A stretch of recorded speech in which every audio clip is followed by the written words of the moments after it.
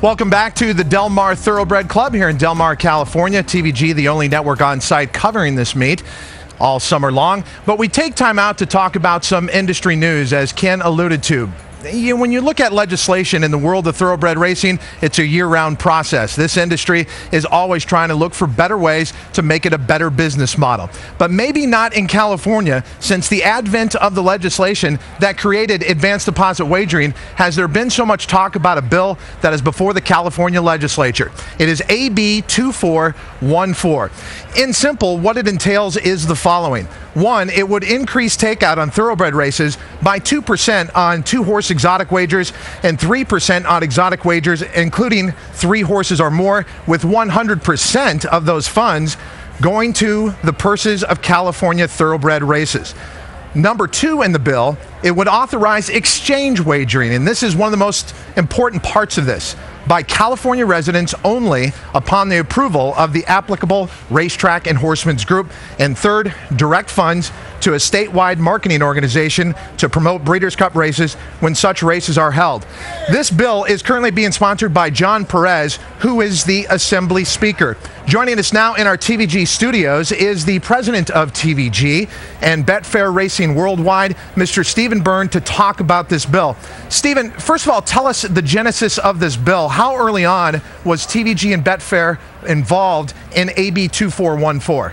Todd, I'll get to that in a minute, but before I do, I just want to ask, why am I, if I'm your boss, sitting here in a sweatbox in this studio in LA and you've got that lovely gig out there in Del Mar? Something can't be right with that dynamic, I don't think. Anyway. You finally found us out. Yeah, absolutely. I've been exposed. Although I wanted to go without a tie today, and I see you've been able to do that. Yeah, so this legislation is now coming to a crucial point, but how long has it been in the works? It's been in the works for a long time, and there's been some speculation about things being sprung on people at the last minute as far as exchange wagering goes. That's absolutely not been the case.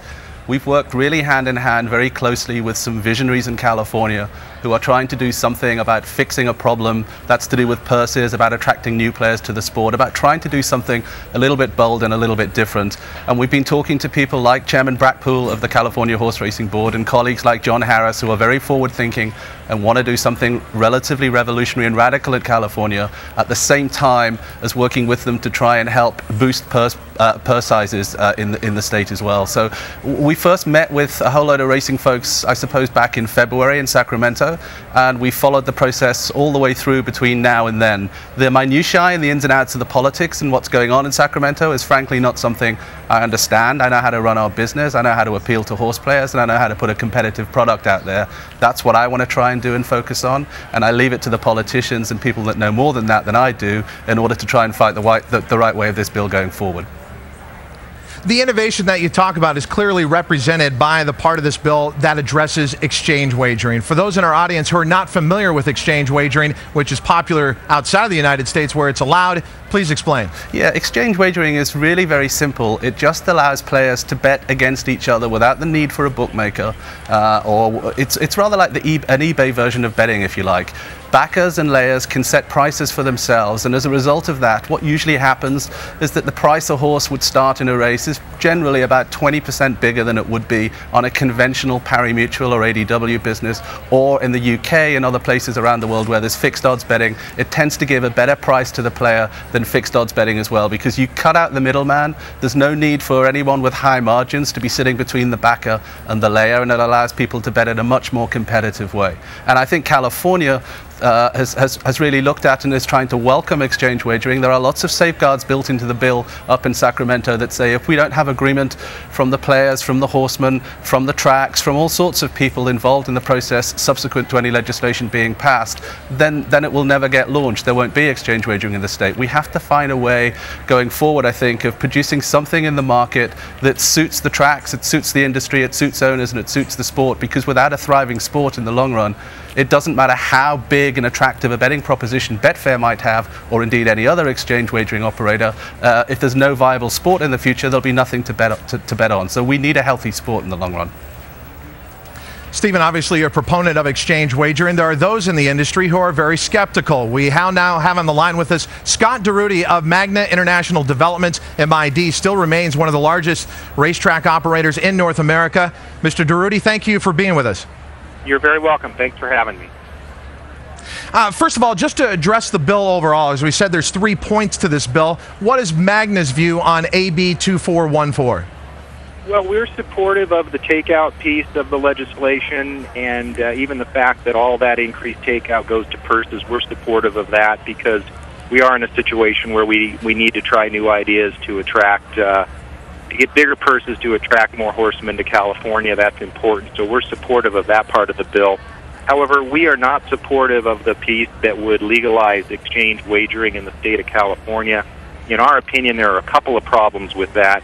First, there's some economic questions about exchange wagering and exactly how racetracks and horsemen would be compensated, and we're skeptical that there'd be enough compensation to fairly pay for the people who are putting on the show, again, that being the racetracks and the horsemen.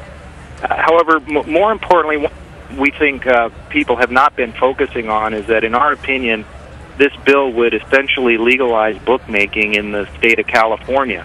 And while the bill does authorize one individual to bet against other individuals through a bet exchange such as Betfair, it also authorizes corporations to take part in that activity. And what we think will happen is you'll get European and other offshore bookmakers open up their own accounts and essentially provide bookmaking services to the United States residents and those residents of California. It's interesting, the comment about it's a lot like eBay. I think if you go on eBay, every once in a while you'll find a guy who's selling an old set of golf clubs out of his garage. But typically the sellers on eBay are retail businesses that have just found another way to distribute their product. So we think this is an issue that requires more thought, more consideration, and at this time we're very much opposed to it. Scott, I want to allow Stephen a chance to respond because Stephen, Scott raised a number of issues there. Probably foremost is the purse issue. If exchange wagering happens, how will horse racing ultimately benefit? It'll benefit in lots of ways. One of the things that the bill doesn't do, though, is have any kind of commercial detail associated with it at all. All it does is enable racing to try and put its own house in order. It stops the politicians from determining how the sport should and shouldn't go about running itself, and it gives us the opportunity to sit down with horsemen, with tracks, with vested interests, including the fairs, all of whom have an important voice, to try and come up with a commercial mechanism that will suit the sport. If we can't agree with as to what that commercial mechanism should be, and we can't find an optimal pricing point, and there has to also, of course, be the interest of the horse players here as well, because if we can't put a competitive product out there, it just simply won't fly. I think there's a way of doing that, and I think we can guarantee money coming back to the sport that currently isn't available to it. So it's a valid point that's being raised, but it's not one that's addressed in this bill, because what the bill does is just enable us to have talks with racing somewhere down the line to try and agree a commercial model that would suit everybody. If we never get to that stage, then frankly Magna or Del Mar or Hollywood Park or whoever else has the ultimate off switch, and they can say that they don't want this thing to be launched because they're not comfortable with it. And ultimately the CHRB, of course, have sanction over all of it and can determine whether or not it's being run in a proper and an efficient way. I reject the claim that Scott's making. I understand it, but I think it comes on the back of ignorance rather than anything else, and fear from effectively what is potentially a competitor of ours. Remember, the two most vocal opponents so far that have been using various websites and things to try and say derogatory things about the bill on the exchange wagering side anyway are Magna and Churchill Downs, neither of whom are based in this state, none of whom really have that many jobs that are operating in this state, and both of them that run competitors to TVG and have their own vested interests rather than the interests of Californian racing at heart. So I understand why they're doing it, but I don't think that this is at all a license for bookmaking in the state. It's the exact opposite of that. There's a number of safeguards associated with it, and if the bill passes, the CHRB will determine who does and who doesn't get to operate. Scott, your chairman of MID, Frank Stronach, has appeared before the California Horse Racing Board several times over the last few months, and he has addressed each time the need for innovation in the wagering market. Wouldn't you say that the exchange model here is innovation in the wagering market? After all, one of his suggestions was the quadruple quadfecta, 4 consecutive superfectas. I mean, isn't this kind of reaching the goal that he mentioned, thinking outside of the box when it comes to the wagering market? Well, it is thinking outside the box, and it is innovative, but the question is not just one of innovation, but whether it's innovation that's actually going to help the racing industry. Remember, MID owns Santa Anita Park and owns Golden Gate Fields, and as such is probably the largest employer within the racing industry of California, between all the people we employ at those 2 racetracks. So the health of the industry is of utmost importance to us.